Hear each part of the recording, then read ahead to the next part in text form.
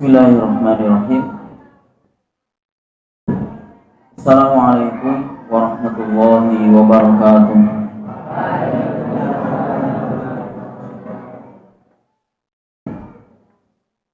Alhamdulillahi haqqa hamdi. Alhamdulillahi hamdan thayyiban mubarakan fih. Nahmaduhu wa nasta'inuhu wa nastahdihi wa natubu ilaih.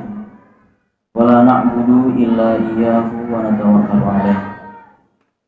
Assalatu wassalamu ala Muhammadin wa ala alihi wa ala ashabihi wa dzurriyyatihi wa man tabi'ahu ila yaumina hadza wa ba'd.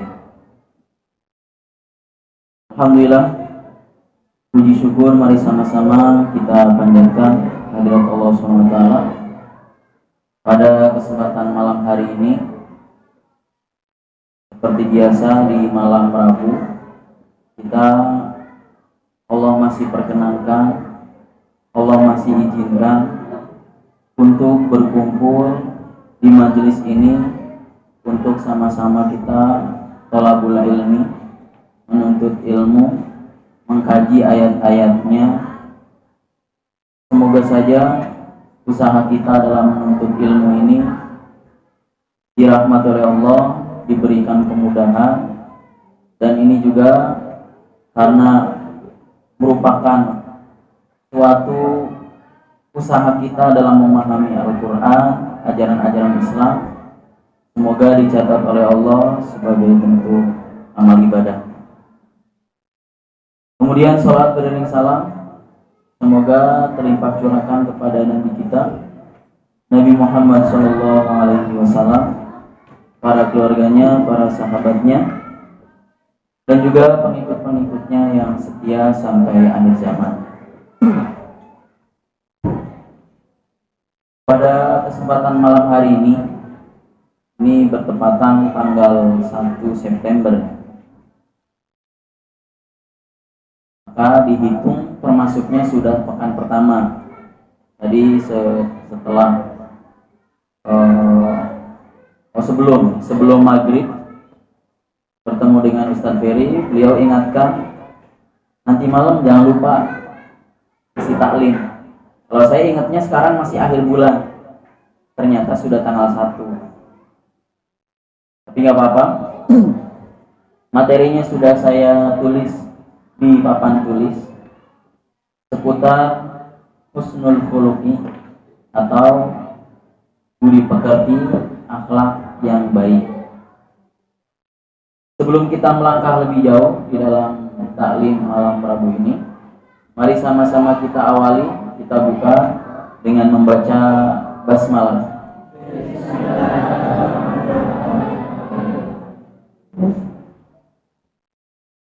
Kalau kita berbicara masalah akhlak, seolah pembahasannya itu ringan, mudah, pembahasannya mungkin secara teori kita sudah tahu, tapi ternyata materi akhlak itu sebenarnya pembahasan yang sangat panjang, pembahasan yang sangat luas. Sebagian besar hidup manusia itu harus benar-benar berkaitan dengan akhlak. Akhlak kepada Allah, akhlak kepada Nabi, akhlak kepada sesama, akhlak kepada orang tua, guru, akhlak kepada makhluk yang lain. Maka pembahasannya sangat luas. Walaupun cenderung kalau pembahasan akhlak itu biasanya di tingkat dasar SD, atau sekarang mungkin tahun 1, tahun 2 ada pelajaran akhlak.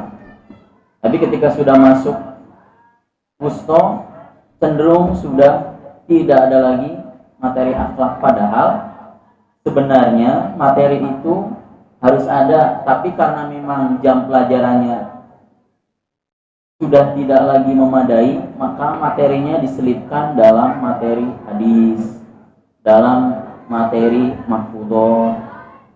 Makanya isi hadis kelas 1, kelas 2 banyak seputar akhlak. Mahfudzoh juga sama. banyak mengajarkan tentang akhlak atau pelajaran-pelajaran yang lain. Nantinya diselipin materi atau poin seputar akhlak, karena ini sangat urgen, sangat penting. Di papan tulis saya sudah tulis 3 sumber. Yang paling atas adalah dari ayat Al-Quran.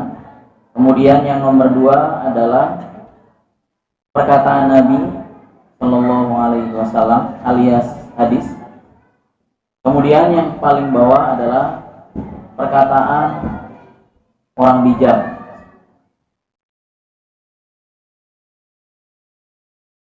Yang paling atas itu merupakan potongan ayat. Saya tidak tulis semua biar gak terlalu banyak di papan tulis. Kita bisa lihat secara lengkapnya, versi fullnya ayatnya dalam surah Ali Imran ayat 159. Coba kita buka dulu.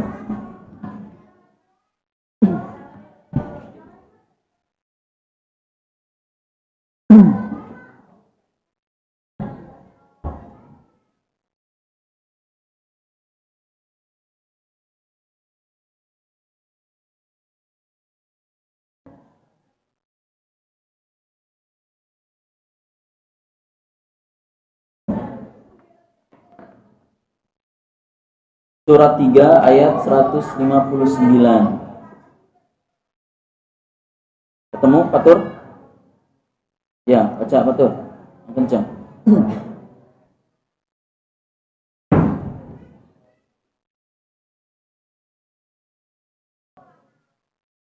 Dari awal aja, dari awal. Fabima rahmatin.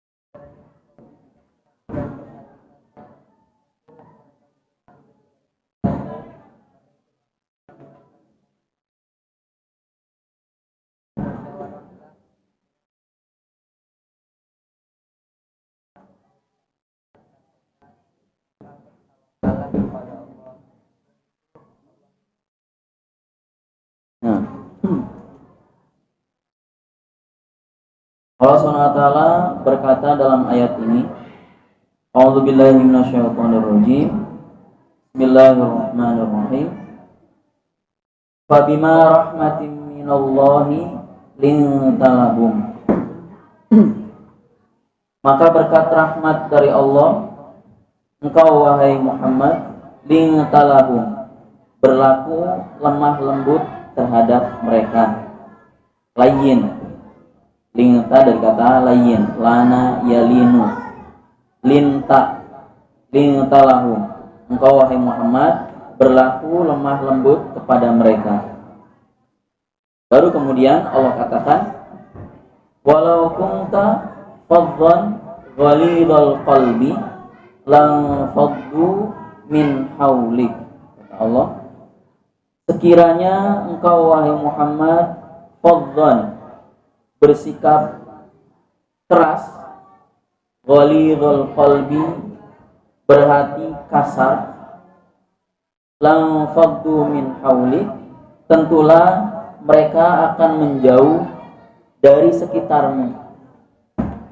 Jadi kata Allah, kalau seandainya engkau wahai Muhammad bersikap kasar, berhati keras, maka orang-orang yang ada di sekelilingmu pasti akan menjauh, nggak mau dekat-dekat. Fa'fu anhum wastaghfir lahum wasyawirhum fil amr. Maka maafkan mereka, mohonkan ampun untuk mereka, wasyawirhum fil amr, dan bermusyawarahlah dengan mereka di dalam suatu perkara. Fa idza azamta fatawakkal 'ala Allah. Apabila kamu bertekad, maka bertawakallah kepada Allah. Innallaha yuhibbul mutawakkilin. Sesungguhnya Allah SWT mencintai orang-orang yang bertawakal. Jadi Allah nyatakan bahwa Allah memberikan kasih sayangnya, rahmatnya.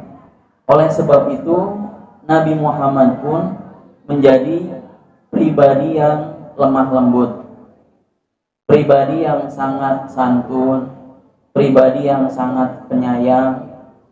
Bahkan sama anak-anak kecil juga beliau sangatlah ramah. Bahkan ada dalam sejarah diceritakan setiap kali beliau pulang, apakah dari perjalanan atau habis berperang, beliau hampiri anak-anak kecil sambil membawa beberapa makanan. Kemudian beliau mengatakan, siapa yang bisa nangkep saya kasih hadiah. Anak-anak kecil kemudian ngumpul. Ini perhatikan, ayo siapa yang bisa nangkep saya, nanti saya kasih hadiah. Ayo mulai ya. Kemudian Rasul lari, dikejar oleh anak-anak kecil, Ibnu Abbas dan kawan-kawannya, masih kecil-kecil. Kemudian namanya Rasul larinya juga supaya menghindar aja, bukan lari sekencang-kencangnya. Maka dalam beberapa waktu ketangkap juga sama anak kecil. Jadi cuma lari sebagai syarat aja biar mereka ngikut. Akhirnya ditubruk kanan, tubruk kiri, bahkan ada yang ke atasnya ngubruk. Akhirnya dikerumunin sama anak-anak kecil. Akhirnya Rasul, udah, semuanya dapat hadiah. Akhirnya masing-masing dikasih hadiah. Itu kan sikap Rasul sebagai seorang pemimpin yang ramah, lemah lembut. Jadi kalau kita lihat keseharian Rasul seperti itu. Bahkan kalau di dalam pembahasan fikih kan pernah ada ketika Rasul dan para sahabatnya di masjid, kemudian datang orang Arab Badui. Dia mungkin udah kebelet pipis, tengok kanan kiri, kemudian nyari di pojokan masjid, kemudian dia buang di situ pipisnya, share aja kan. Dengan ya seperti itulah tanpa dosa dia pipis di sisi masjid. Para sahabat ada yang mau marahin, ada yang bangkit mau marah. Rasul cegah, tar dulu, biarin. Sampai tuntas, sampai tetes terakhir.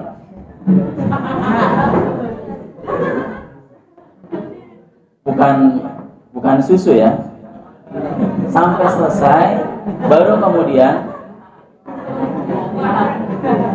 Rasul kemudian memberitahukan, tapi enggak marah-marah. Rasul mengatakan, masjid ini bukan tempat untuk membuang kotoran. Masjid ini adalah tempat suci. Maksudnya jangan kayak gitu lagi. Kemudian Rasul minta kepada sahabat, tolong ambilkan seember air, kemudian disiram. Kalau dulu kan masjidnya pakai pasir, jadi siram, otomatis air kencingnya itu menyerap ke dalam, udah kelar. Kalau sekarang harus dipel dulu, kemudian dikasih pewangian. Kalau dulu pakai air aja disiram, pasti dia ngeresep ke dalam. Jadi masuk ke dalam pun ya pakai pakai sendal, yang penting masih bersih. Karena pernah ada dalam riwayat diceritakan bahwa ketika sebelum sholat, Rasul melemparkan sendalnya ke samping. Kemudian selesai sholat, Rasul lihat, kok banyak sendal di pojok gitu kan. Itu sendal siapa? Para sahabat juga ikut melempar sendalnya. Jadi Rasul lemparin sendal ke samping, udah gitu takbir, selesai takbir lihat banyak sendal di situ. Itu sendal siapa? Sendal kami wahai Rasul. Kenapa kamu lemparin sendal? Kami melihat engkau melemparkan sendal, dilepas lemparin ya, kami ngikut aja. Kata Rasul, tadi sebelum sholat saya dikasih tahu oleh malaikat Jibril bahwa di sendal saya ada najis, makanya saya lemparin aja. Kan kalau seandainya salah satu yang kita kenakan ada kotorannya, sholatnya nggak sah. Hanya kalau apakah sendal kita atau celana atau yang lainnya ada kotoran, bersihin. Atau ketika kita jalan kemudian nginjek kotoran, bersihin kotorannya, nggak usah wudhu lagi. Karena yang membatalkan wudhu itu bukan itu. Jadi kalau kita jalan udah wudhu dari kamar mandi atau dari tempat wudhu, nginjek kotoran, nginjek ayam, nginjek ayam, kemudian kita lihat ya lumayan banyak yang nempel. Cukup kita cuci kakinya aja, nggak usah kita wudhu lagi. Cuci kaki, kemudian baru kita masuk masjid, karena itu tidak membatalkan wudhu kita. Tapi kalau untuk sholat nggak sah, makanya cuci kaki. Kalau udah cuci kaki udah bersih. Itu salah satu daripada contoh kasih sayang Rasul, sikap ramahnya Rasul. Jadi di situ juga Rasul nggak langsung membentak orang Badui tersebut, kenapa kamu kencing di masjid, sembarangan kamu, gitu kan? Nggak lihat apa di situ nggak boleh kencing di sini kecuali kucing. Kucing mana tahu? Kalau dulu kan viral ada anjing yang dibawa ke masjid, ada di beberapa masjid diberi tulisan anjing tidak boleh masuk masjid. Ya anjing nggak bisa ngomong, nggak bisa baca. Yang bisa baca itu manusia. Apalagi ini orang Arab Badui nggak ngerti. Yang jelas ada tempat nggak terlihat umum, bisa di situ tempat buang hajat. Tapi itu kan dia tidak tahu bahwa itu adalah masjid. Tapi Rasul nggak ngomel, tetap ketika ada sahabat yang marah, dulu biar selesai dulu. Itu juga menunjukkan bahwa ketika orang atau anak kecil sedang kencing, maka jangan di stop karena nanti berbahaya buat kesehatan dia. Kalau udah selesai baru dikasih tahu. Kita kembali ke ayatnya. Wa bima rahmatin minallahi lintalahum walau kunta faddan ghalidhal qalbi lam faddu min haulik. Sekiranya kamu bersikap keras, berhati kasar, lam faddu min haulik, niscaya mereka akan bubar dari sisimu, akan menghindar, akan menjauh. Kalau seandainya Nabi bersikap kasar, bersikap keras, tapi nyatanya dalam keseharian Rasul itu sangat ramah, sangat lemah lembut. Fa'fu anhum wastaghfir lahum, maafkan saja mereka. Kemudian gak hanya dimaafkan, tapi minta ampun untuk mereka. Wastaghfir lahum. Ini kan susah kadang orang untuk memaafkan susah, tapi akhirnya lama-lama yaudah deh saya maafin. Ini tingkat yang lebih tinggi lagi. Setelah dimaafkan, dimintakan ampun. Ya Allah, semoga engkau mengampuni si fulan. Walaupun dia sudah menyakitiku, mungkin dia hilaf, mungkin dia sedang banyak masalah, mungkin dia banyak pikiran, jadi dia nggak seimbang. Akhirnya dia mudah untuk menyinggung. Maafkan, ampuni dia. Ini susah banget. Karena masalah maaf itu adalah masalah hati. Nah, ini dikatakan kalau di pelajaran balago nanti ada innal quluba idza tanafara wudduha kasruha la yujbaru. Hati itu kalau sudah merenggang rasa cintanya, kasruha la yujbaru.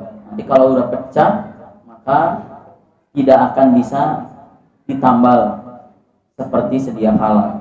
Kalau kita ada gelas kemudian pecah, kita pengen susun jadi seperti semula. Kita beli lem kemudian rekatkan di antara yang pecahnya, mungkin bisa disusun, tapi tetap tidak bisa seperti semula.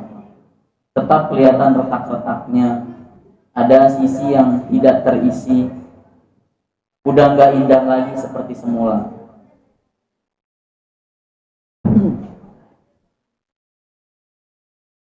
Wasyawirhum fil amr, dan ajaklah mereka bermusyawarah kalau ada suatu perkara. Fa idza azamta fatawakkal 'alallah, innallaha yuhibbul mutawakkilin. Ini ayatnya. Jadi di ayat ini menggambarkan salah satu daripada sekian banyak poin di dalam masalah akhlakul karimah, akhlak yang baik. Salah satunya adalah lemah lembut. Walaupun memang nggak harus selalu. Ada masa-masa dia harus tegas. Kalau sama orang kafir jelas tegas. Tapi kalau sama orang-orang beriman, dia harus bisa bersikap lemah lembut. Walaupun berbeda pendapat masalah fikih atau cara di dalam dia melakukan sesuatu. Kan ada orang yang keras, saking kerasnya ketika mendapatkan orang lain itu melakukan cara yang beda, dia marah-marah. Ada orang yang fanatik cara mencet odol. Jadi ada yang cara mencet odolnya harus dari paling bawah. Kalau dia ada yang mencet di tengah, marah dia. Karena termasuk almarhum bapak saya, dia fanatik dalam masalah mencet odol. Kalau saya mencet dari tengah, diomelin kemudian. Nanti kalau sudah sedikit, kalau kita mencetnya dari tengah, udah keburu yang bagian dekat tempat keluarnya itu udah keburu mampet. Dulu kan odol nggak pakainya itu aluminium. Jadi kalau sudah sangat sedikit, susah dari sampingnya. Tapi karena dia itu orangnya istilahnya fanatik, walaupun bukan dari bahan aluminium, dari plastik, tetap aja kalau saya mencet dari tengah tetap diomelin. Bahkan ada yang cerita, ustadz yang cerita bahwa ada rumah tangga yang pecah, cerai gara-gara itu. Salah satunya entah itu istrinya atau suaminya mencetnya dari tengah, ya kan? Suaminya mencet dari bawah. Pas ketahuan, kamu kenapa dia mencet dari sini? Kan kalau mencet dari sini nanti susah. Ya nggak apa-apa, nanti kan bisa diurut-urut, nanti dilipat atau pakai sendok ditekan. Tapi karena masing-masing fanatik, yang satu harus mencet dari tengah, yang satu harus mencet dari ujungnya, akhirnya berantem, cerai. Bisa segitunya ya? Bukan hanya perbedaan masalah dingin atau langsung, masalah cara makan silverfin gitu kan. Yang ini dimakan langsung, yang ini dimakan dingin. Akhirnya gara-gara kamu gak sepaham dengan saya, gak bisa jadian. Tapi dalam masalah seperti itu harusnya seorang muslim, hal itu sepele yang gak ada apa-apanya. Tidak ada apa-apanya dibandingkan masalah keimanan. Kalau sesama orang beriman, beda masalah selera baju, masalah selera makanan, nggak masalah. Ada orang cerita kalau saya pergi ke pecel ayam, pecel lele gitu kan, dia mah selalu pesennya pecel ayam. Orang di sini judulnya pecel lele, dia pesannya pecel ayam. Saya nggak pecel lele lah, gitu kan? Tapi yang penting walaupun dia makannya pecel ayam, kita pecel lele, yang penting makan bareng. Ya gitu kan? Yang penting makan bareng. Jangan sampai kemudian udah duduk bareng, debat masalah ayam apa lele. Akhirnya nggak jadi makan. Nggak jadi makan, akhirnya pulang dengan perut kosong. Ini masalah. Walaupun tafaddan ghalidul qalbi la faddu min hauli. Kalau kamu bersikap keras, berhati kasar, maka orang-orang juga akan menjauh dari sekelilingmu. Terkadang ada orang yang memang bawaannya kasar, tapi kalau kita lihat sejarah, Umar bin Khattab itu orangnya tegas. Mungkin disebut kasar, tapi kalau kasar kurang, tegas. bahkan banyak orang takut. Tapi ketika menjadi Amirul Mukminin, khalifah pengganti dari Abu Bakar As-Siddiq, beliau adalah orang yang sangat adil, orang yang sangat perhatian.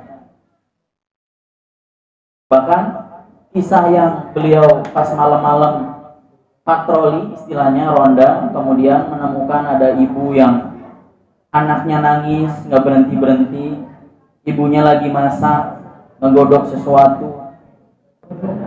Akhirnya dideketin, ibu kenapa anaknya nangis? Anak saya lapar. Itu yang dimasak apa? Dibuka ternyata batu. Kenapa Anda membohongi putra Anda? Supaya dia tahu saya lagi masak, dia ketiduran tenang. Kemudian tunggu di sini, jangan kemana-mana. Dia Umar bin Khattab pulang, kemudian ambil gandum dari gudang, dipanggul sendiri. Ajudannya nawari, udah sama saya aja. Tapi kata Umar bin Khattab, biar saya. Apakah kamu mau nanti di hari kiamat kamu mikul beban dosa saya? Tidak, wahai Amirul Mukminin. Sudah, biarkan saya yang mikul. Dia dipanggul, kemudian kasih ke ibu itu, Bu, ini tepungnya. Kemudian kata ibu itu, Anda memang sangat baik, lebih baik daripada Umar bin Khattab. Kemudian kata Umar, ya memang kalau seandainya Anda mengira seperti itu, nggak marah, udah ditolong, saya Umar, nggak kayak gitu. Tapi kemudian udah nggak usah tahu. Tapi ada juga yang mengatakan bahwa kemudian dikasih tahu. Ketika ditanya, memang Anda ini siapa? Saya adalah Umar. Baru ibu itu tahu, ternyata Umar bin Khattab, khalifah kedua. Jadi sebenarnya masalah sikap kasar atau masalah berlaku lemah lembut itu adalah sesuatu yang bisa untuk dilakukan asal mau berusaha, mau berlatih. Kalau seandainya alasannya saya mah dari dulu sejak dilahirkan nggak bisa, itu artinya dia sudah memblokir. Saya pernah sampaikan bahwa apakah di taklim malam Rabu atau di taklim yang lain ada ungkapan kepada diri sendiri yang memang tidak boleh. Seperti kalau orang ngajarin, dia ngomong, saya mau diajarin nama siapapun gak bakal bisa. Itu adalah ucapan yang sangat dilarang. Kenapa? Karena itu memblokir kemampuannya. Dengan ucapan itu akhirnya dia gak bisa. Saya mah mau bagaimanapun, mau kemanapun, saya mah susah cari kerjaan. Benar, kemana-mana susah cari kerja. Itu adalah ucapannya. Ucapanmu adalah doamu. Ucapan kamu ya doa kamu. Kalau ada yang ngomong kayak gitu, berarti dia berharap seperti itu. Ngerasa, saya mah dari dulu kemana-mana sial mulu, bapaknya. Akhirnya ya benar, kemana-mana sial mulu. Makanya harus berusaha bagaimana bersikap lemah lembut, bagaimana bersikap keras. Rasulullah kalau masalah tadi anak kecil itu, bahkan ketika sedang sholat, pernah Rasul sedang sujud, kemudian cucunya Hasan naik ke punggung beliau sampai sujudnya lama. Para sahabat mengira Rasul itu entah apakah tidur atau wafat dalam sholatnya atau gimana. Ini jangan-jangan Rasul tidur atau gimana, lama sujudnya. Sampai kemudian sahabat sudah berprasangka macam-macam. Sebagian yang khusyuk, tapi sebagian sudah ngira ini Rasul jangan-jangan tidur, apa emang sengaja doanya ditambah atau ada sebab yang lain. Baru kemudian pas udah selesai sholat, baru kemudian Rasul berdiri, kemudian menjelaskan, mohon maaf tadi sujudnya lama. Tadi soalnya ada anak kecil yang naik ke punggung saya. Saya nggak mau ganggu dia asik. Biarin aja dia asik. Setelah dia puas main di punggung saya, dia turun baru saya duduk. Itu adalah Rasul. Tapi beliau tegas. Ketika cucunya itu merangkak-rangkak, nemu kurma, dimakan. Gitu kan? Namanya anak kecil, jangankan kurma, batu aja terkadang dimasukin mulut. Pokoknya apa yang dia nemu, maka dia langsung masukin mulut. Anak kecil seperti itu. Dia nemu kurma di kolong, masukin mulut, ketahuan sama Rasul. Diangkat, kemudian akhrij, keluarkan.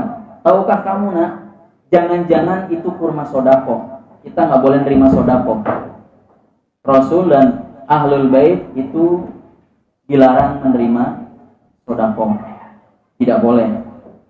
Maka Rasul dengan para Ahlul Bait itu tidak boleh. Makanya ketika ada kurma itu, Rasul keluarkan. Jangan-jangan itu berasal dari kurma sodako. Sedangkan sodako itu diharamkan untuk kita. Keluarkan. Dikorek dari dalam mulutnya. Dikorek, keluarin. Padahal cuma kurma aja.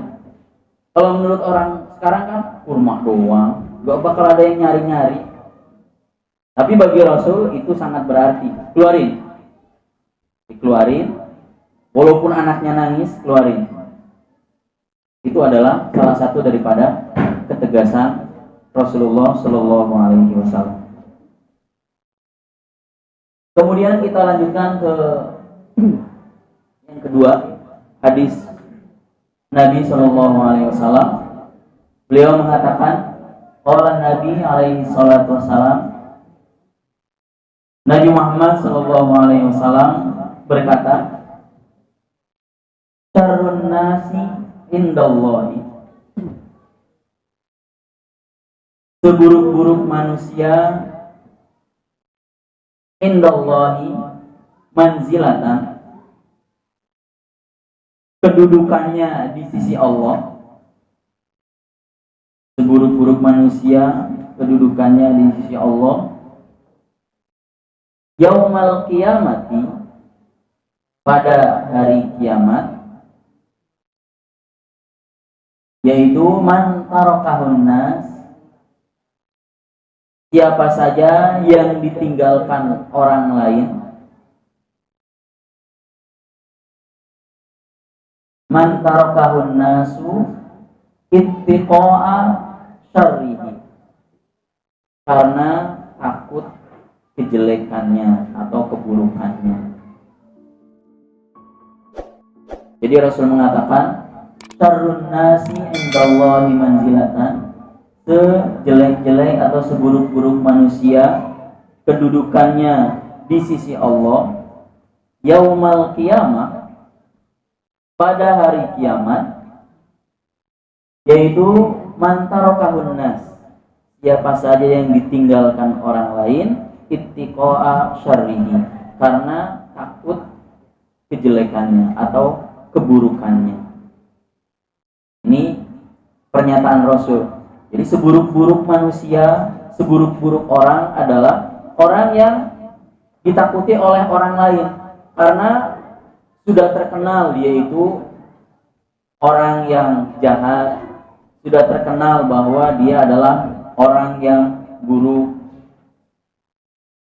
Ketika orang sudah melihat, oh si fulan udah terkenal, awas, mendingan bubar aja lah kalau ada dia. Kenapa? Dia mah suka bikin masalah. Ketika datang, kemudian yang tadinya ada orang asik ngobrol, karena takut nantinya mendapatkan keburukan, orang bubar. Ittiqa'a syarrihi, orang pada menjauh dari dia karena takut dari keburukannya. Dan kalau dalam riwayat lain ada dikatakan orang itu ketika meninggal ada yang merasa kehilangan. Ada juga orang ketika meninggal orang bersyukur. Jadi kalau orang soleh ketika meninggal, orang sekelilingnya kan kehilangan. Dulu pas dia hidup orangnya perhatian. Kalau dia pulang dari mana-mana bawa oleh-oleh, walaupun sekecil apapun dikasih. Dia orangnya nggak pernah ngomong macem-macem, orangnya itu selalu mengutamakan kepentingan umum. Ketika dia meninggal, maka orang banyak kehilangan. Dia masih tetap hidup di hati orang lain. Tapi kalau orang yang jahat, ketika dia meninggal, ketika dia mati, maka orang merasa bersyukur. Syukur kemarin udah ketabrak mobil. Biasanya kalau ada, dia itu suka berbuat onar.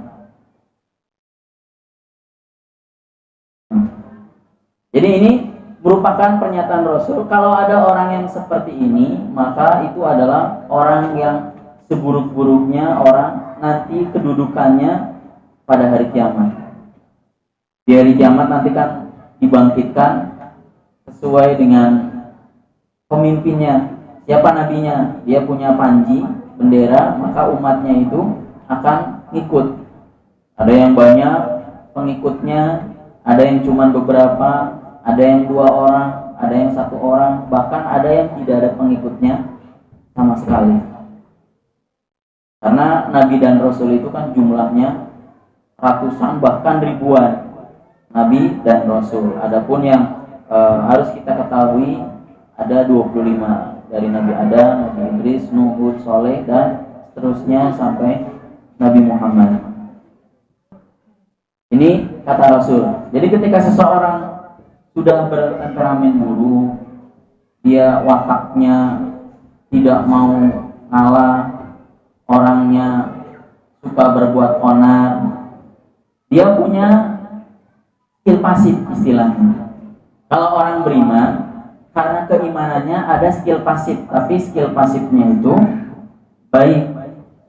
Skill aktif itu kan ketika dia datang, orang nggak mau dibilangin, kasih tanda tangan, baru nurut.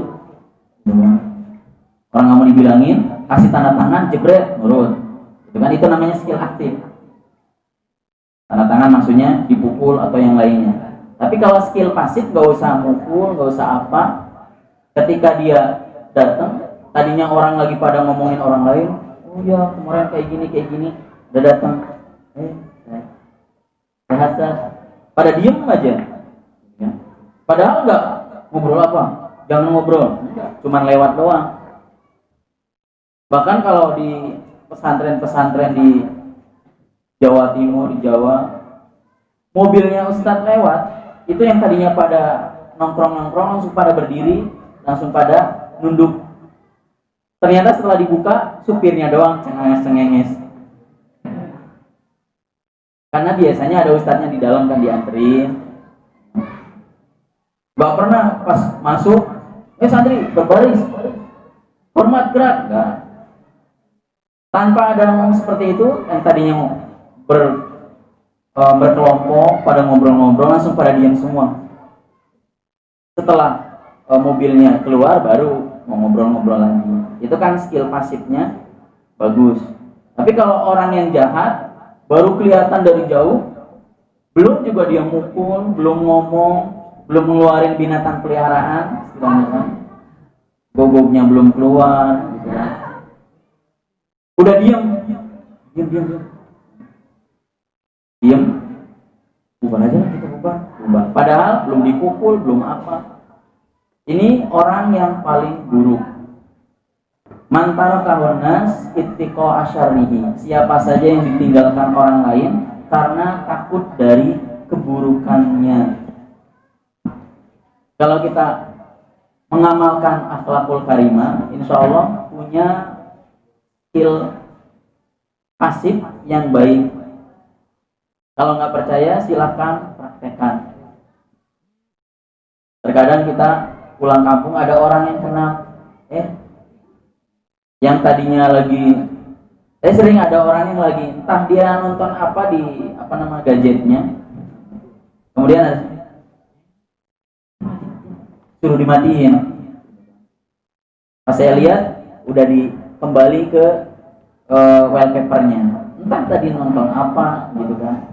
Saya nggak ngelarang nonton apa, tutup, enggak. Tapi tanpa ngomong, cuman ikut duduk di sampingnya. Panas ya, malas banget mau kemana-mana. Yang tadinya rebutan, tar dulu, kecilin dulu, matiin aja, kecilin, matiin ujungnya. Entah, kan? Apakah dia nyetel video yang kebesaran sehingga minta dikecilin, atau videonya memang harus dibunuh, jadi suruh dimatiin. Ya? Nah, ini yang kedua. Kemudian yang ketiga, qala hakimun, berkata hakim itu adalah orang yang bijak, bukan Abdul Hakim, bukan juga Taufik Al-Hakim. Saya hanya menyampaikan. Qala Hakim, berkata seorang yang bijak, man sa'a khuluquhu dhaqa rizquhu. Siapa saja yang buruk budi pekertinya, man sa'a, bukan sya'a ya, pakai sin biasa. Man sa'a, siapa saja yang buruk khuluquhu, budi pekertinya atau akhlaknya, dhaqa rizquhu. Dhaqa yadiku dhayyik, sempitlah rizquhu, rezekinya. Siapa yang buruk akhlaknya, perilakunya, maka sempitlah rezekinya. Rezekinya seret. Kalau orang baik, cenderung rezekinya gampang.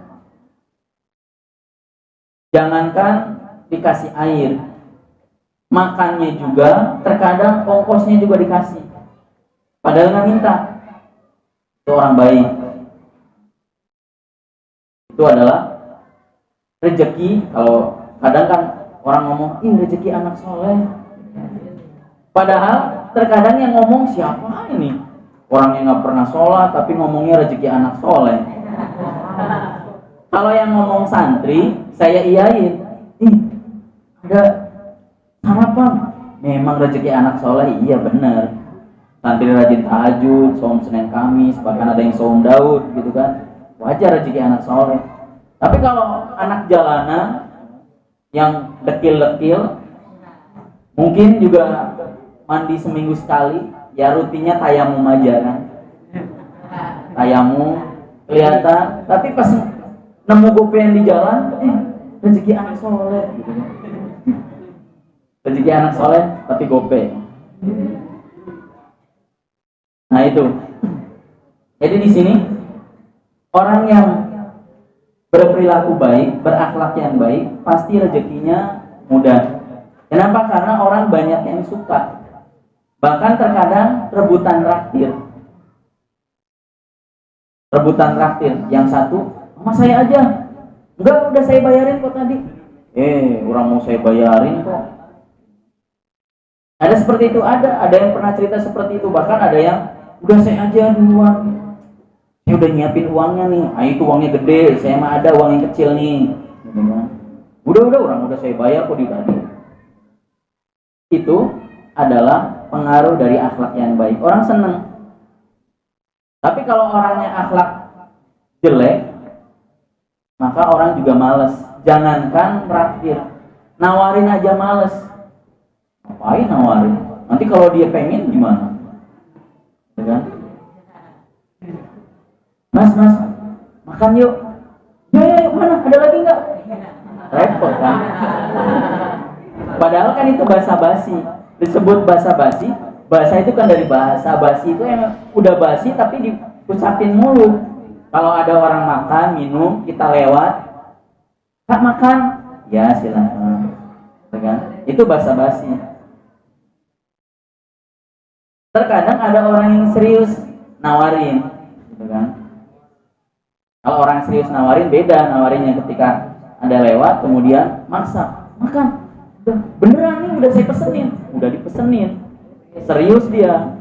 Tapi kalau cuman megangnya satu, kopinya ngopi bareng, nggak ada keterusan lagi basa-basi gitu kan.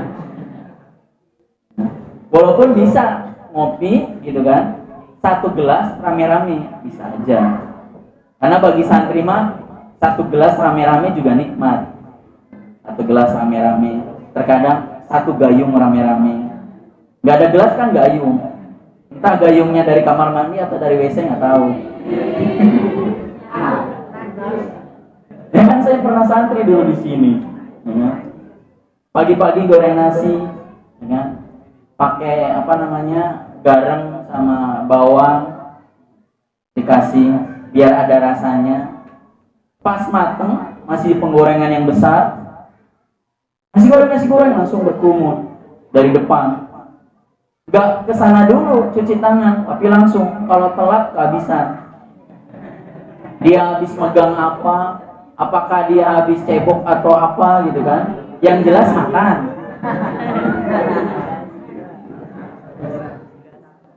Itu kenangan-kenangan dulu. Soalnya ya gitulah paceklik. Tapi memang untuk masalah makan bersama, minum bersama, gitu kan, mandi bersama di situ, tidur bersama, itu kan santri. Makan kemudian sendoknya satu rame-rame juga nggak masalah, asal jangan diemut aja sendoknya. Ya kan, makan gantian, dia makan pakai sendok yang sama nggak masalah, karena orang muslim itu tidak najis. Al muslimu la yanjus, seorang muslim itu tidak najis.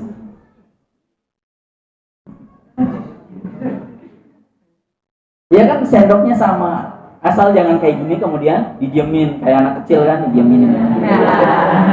Nanti vitamin-vitamin yang ada di mulutnya dia pindah ke sendok itu, kemudian ditransfer melalui flash disk.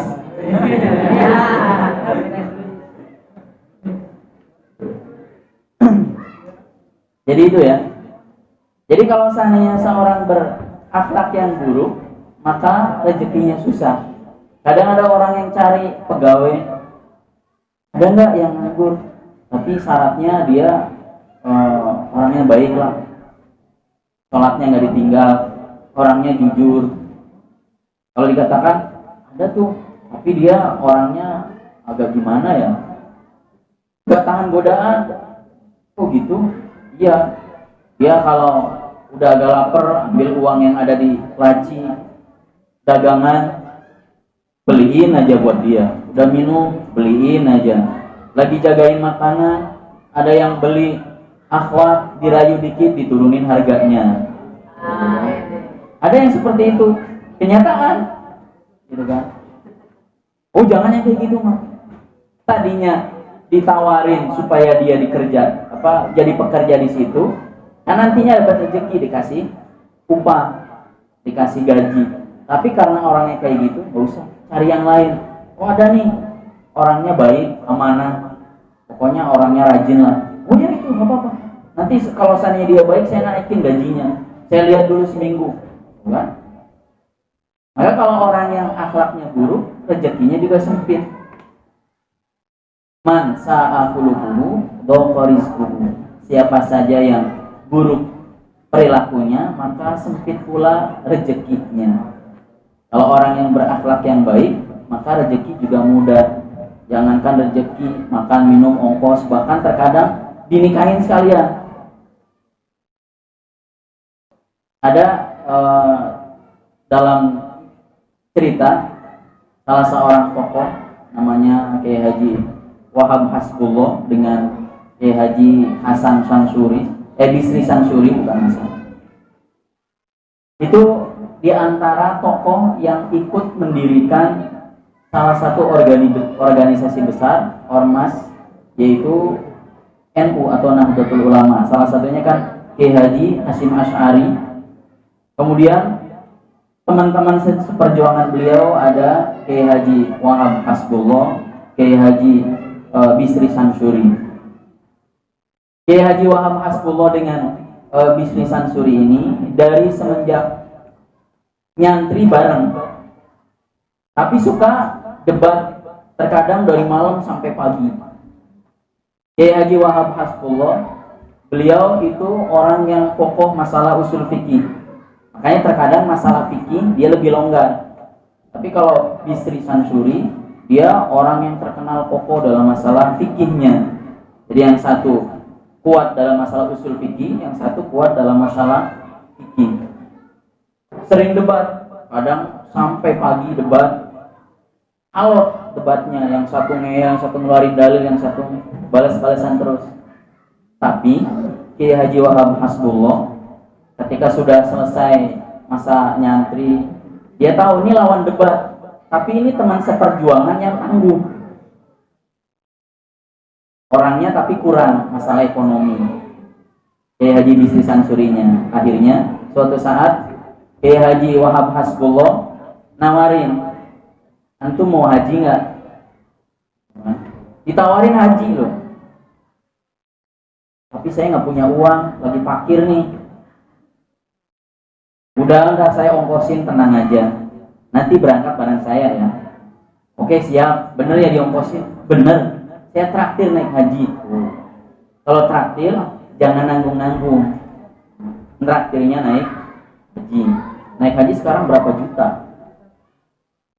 35 juta atau 40 juta. Kalau ONH plus bisa lebih dari itu, puluhan juta ya. Itu ditraktir. Mau naik haji, saya nggak punya duit. Udah tenang aja, kata Kiai Haji Wahab Hasbullah, saya traktir naik haji. Pas tanggal 1 Syawal, dulu kan perjalanan ke Mekah itu gak semudah sekarang, harus pakai perahu berbulan-bulan. Dari Syawal harus siap-siap. Pas 1 Syawal udah siap, Kiai Haji Bisri Sansuri. Kemudian Kiai Haji Wahab Hasbullah datang. Udah siap? Udah. Mohon maaf ya, saya ada keperluan. Loh kok bisa, katanya mau bareng? Saya ada keperluan yang gak bisa tinggal. Tetap antum berangkat pergi haji, saya ongkosin, tapi saya nitip adik saya. Loh, adik kamu yang mana? Nih adik saya. Ternyata ada perempuan. Kata Haji Bisri Sansuri, oh nggak bisa, itu kan ajnabi, bukan mahram. Kata Haji Wahab Hasbullah yang selaku kakaknya, oh gampang, itu adik saya, kita nikahin. Saya nikahin aja kamu sekarang, saya udah siapin maharnya, saksinya udah saya panggil, nikah sekarang. Aduh, dia nepuk jidat, kena jebakan dia, jebakan Batman.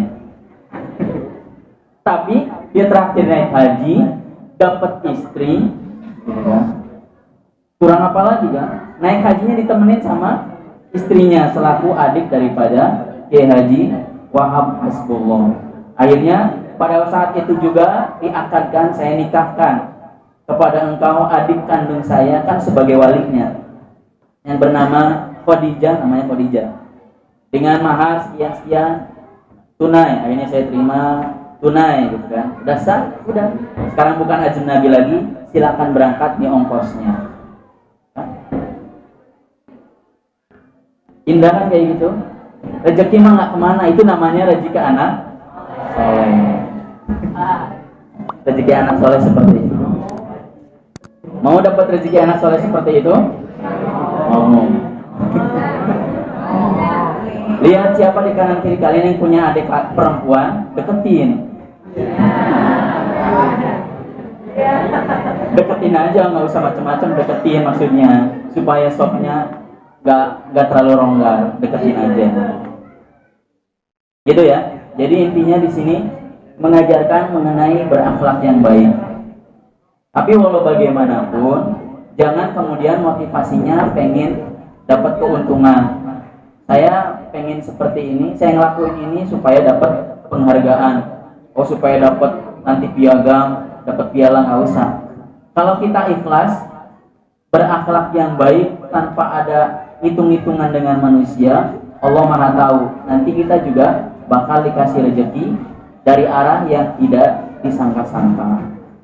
Itu kan tadi nggak mengharap dia menjadi seorang kiai yang masih bujangan, berakhlak yang mulia, Tapi nggak mengharap semoga suatu saat ada yang traktir, semoga suatu saat ada yang nikahin adiknya ke saya, enggak. Tapi Allah tahu, akhirnya dia ada yang traktir naik haji, dinikahin juga, nggak usah keluar untuk walimahnya gimana, untuk nyewa tendanya gimana, untuk biaya NA, biaya ke penghulunya gimana, semuanya udah disiapin.